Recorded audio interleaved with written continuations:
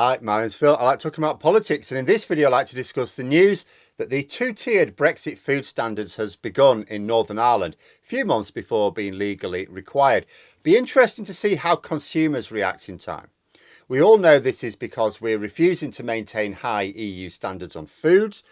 Will these labels be widely seen as a byword for low quality, whether true or not, and possibly even for low safety?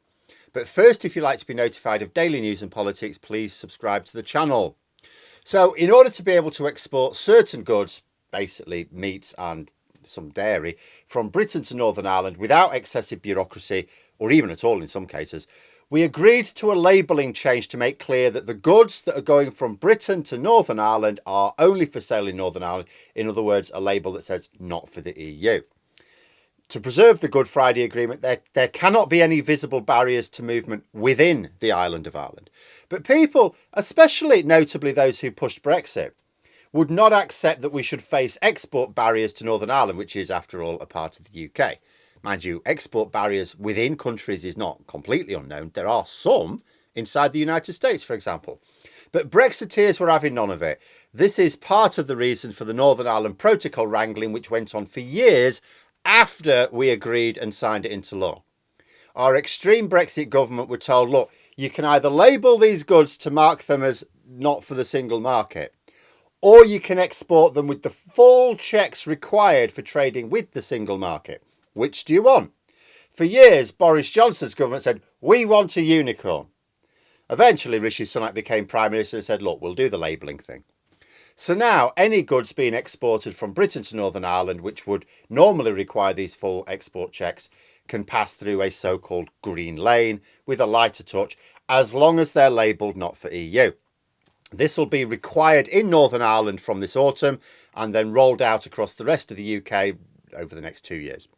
So in a couple of years, assuming nothing else happens, it'll be common to see foods carrying a label which says not for the EU. Now, this will be especially important as we start to import the low standard food, which is coming our way as the result of various trade agreements that the Tories have been signing.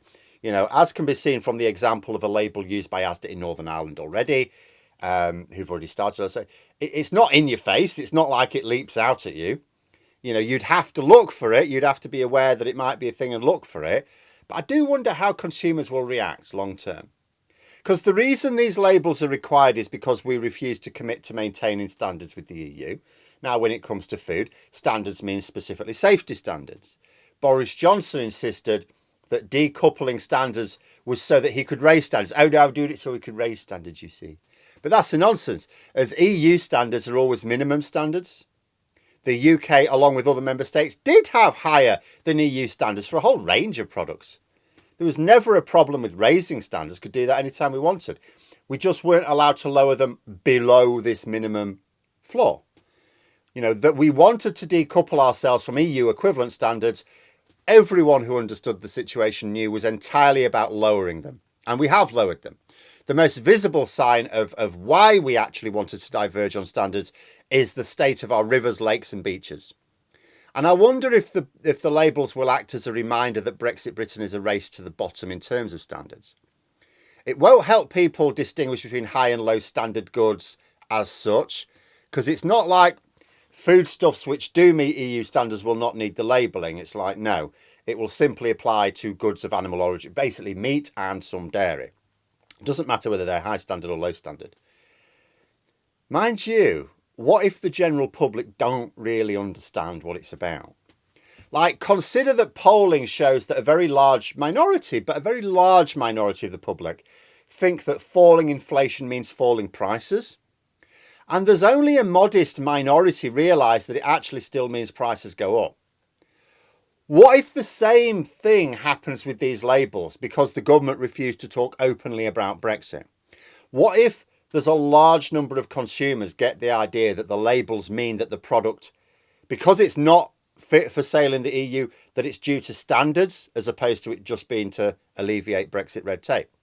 Because the government, for example, to explain it properly to the public, they'd have to admit that Brexit is creating loads of extra bureaucracy when it was supposed to reduce it. Yes, I'm sure when it's put to the government will say, no, this is not a standards issue. But because it won't actually be true in all cases, and because the government won't actually explain why the labels are really needed, some members of the public may quite reasonably not believe them. Like, can you imagine if these people get the impression that everything in their supermarket within a certain range of goods, produced in Britain at any rate, is thought of as substandard because it's got this label? After all, presumably, meat and dairy products imported to the UK from the EU aren't going to have that label because, of course, they could be traded in the EU. They've come from the EU. That would be silly. So if we end up with a situation where we've got British produce, say, there'll be other produce as well, but it's British produce, all having to have this labelling. But some produce not, some competing products not because they've come from the EU, like Danish bacon, for example. Might it encourage some people to buy more imported products and less British produce because then they can be confident of it? Because even if they understand that the labels isn't, the labels will also be on high quality British produce, how can they tell which is the high and low quality? That'd be another Brexit boost to British farmers, wouldn't it? Of course, I don't know that a significant proportion of the public will view the labels in this way or even expect it. It's just pure speculation given how poorly the government inform the general public about things and the general levels of ignorance you get amongst the public about various things. And this is mostly because the Tories' usual modus operandum is to hide information from the public.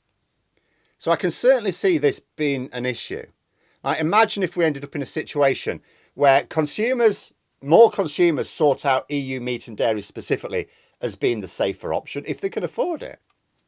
Because even if they understood the labelling, they're not quite sure. Is this product high standard and it's just got the label because it has to, or is it lower standard?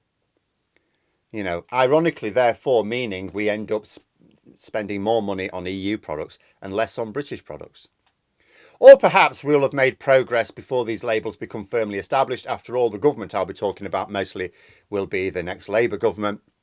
Labour have suggested a policy of full alignment with the EU in order to reduce bureaucracy like this, but they did announce that before we joined the CPTPP.